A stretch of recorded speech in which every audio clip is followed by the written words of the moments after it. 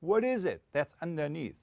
Kind of what is it that's kind of underneath this level of structural and systemic disconnects? In my view, one of the most important root issues and root causes for our current global crisis originates right between our ears. It originates in a quality of economic thought. Thinking creates the world. The result of any social and economic system is a function of the quality of awareness and the quality of thinking of the participants, of the members in that system. So let me explain that by looking a little bit at the evolution of economic thought and how it connects to the evolution of the modern economy. What is the modern economy? The modern economy is an economy that has seen enormous jumps, growth in terms of productivity by introducing division of labor. How do we coordinate the elements that the division of labor has put apart? And throughout history, we have seen three major answers to that question. And I believe currently we see the birth of a fourth one. The first answer that we have seen in history is this one, that you organize around hierarchy and control, which means that you come up with an economy, an economic system that works pretty much centralized. So examples would be mercantilism in Europe, or the socialism we had in Eastern Europe in the 20th century. That 1.0 economy and system is a good thing whenever you deal with a situation that is facing a lot of chaos and instability and violence. That's where people have the need for stability, and a 1.0 system is a good mechanism of, addressing that need and kind of creating these conditions. So that's the good side of the 1.0. The bad side is it does not allow for creativity, for entrepreneurial activity to really move forward.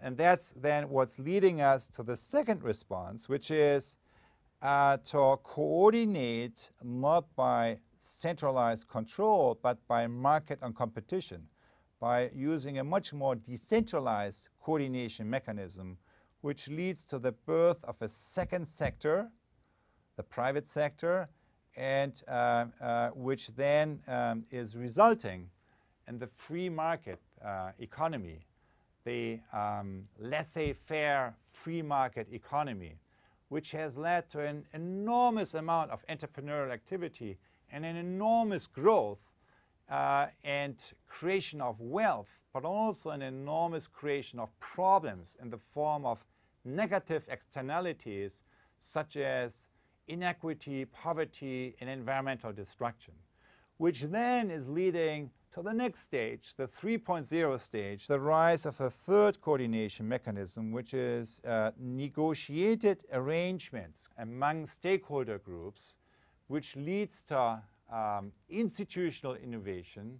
And examples for these institutional innovations include social security, standards for labor and for the environment, and also the Federal Reserve System and the regulation of the financial system so that it better serves the needs of the real economy. But today, very visibly, that model is starting to hit the wall.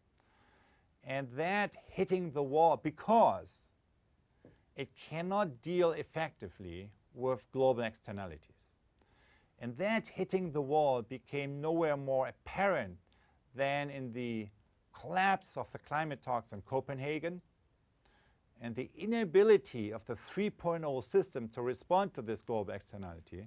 And it also became apparent when, after the financial crisis in 2008, Wall Street, the Wall Street banks prevented Washington from effectively re-regulate the financial sector so that it would serve the well-being of all. those are very visible examples where, huge problems are not being addressed, and special interests of very, very small minorities overrule the well-being of all. So if you look at the current global discussion, here's what we see. We see three major positions. The first one is 3.0. And 3.0 says, hey, let's just muddle through. Let's just do more of the same. Another conference with bringing everyone together, and somehow, yes, all the other ones failed, but somehow it will work in the future. More of the same, that's 3.0.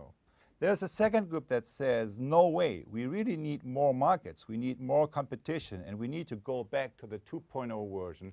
And that, in fact, has been the mainstream in the Western countries for the past 30 years, and then crashed and burned in 2008.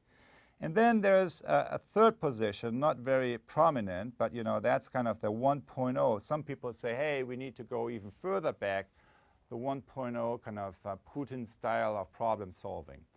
So those are three positions, and I personally believe they all got it wrong, because they all point us in the wrong direction, which is the past, doing more of the same, or even worse, kind of going backwards.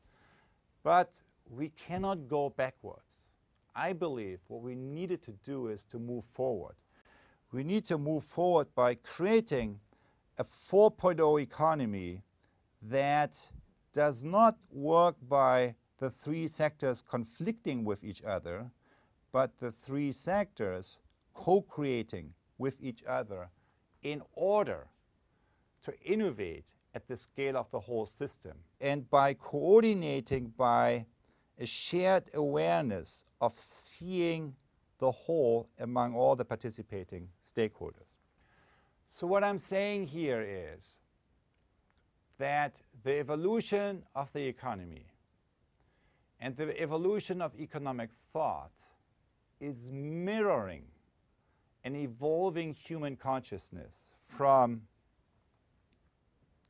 traditional awareness, kind of that relates to the 1.0 economy, values like loyalty and fitting in, to ecosystem awareness, which is the foundation of the 2.0 economy, and which is what we still, until today, teach at business schools and so on, to stakeholder awareness, which is really the foundation of the 3.0 economy, and which is what's going on in real business organizations today, that you need to deal with the entire stakeholder system you're operating with and develop functional relationships with them, to something that I would call ecosystem awareness, by which I mean that an awareness that not only tries to benefit my few direct stakeholders at the expense of everyone else, but an awareness that creates well-being for all. Well-being for all stakeholders, for all partners, and well-being for the whole. And that would include myself. So I have been, over the past years, a decade or two, I have been working in many different systems: education, health, sustainability, business, many different systems. If I look back and look at what is it that all these institutions face, I believe they basically face the same problem. And what I have seen is that the #1 leadership challenge for all major institutions today is the same. And it has to do with taking an existing stakeholder situation and collaboration that currently usually works based on ecosystem awareness. Each stakeholder group just trying to maximize their own point of view and institutional kind of ego point of view, to another way of operating that is based on ecosystem awareness that focuses on the well-being of all. That shift from ecosystem to ecosystem awareness in a complex, large stakeholder group, I believe, is the #1 leadership challenge today.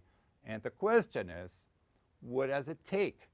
What does it take to do that? Which leads us kind of to the 4.0, which leads us to the 4.0 economy and to the fourth level of the iceberg model that I indicated.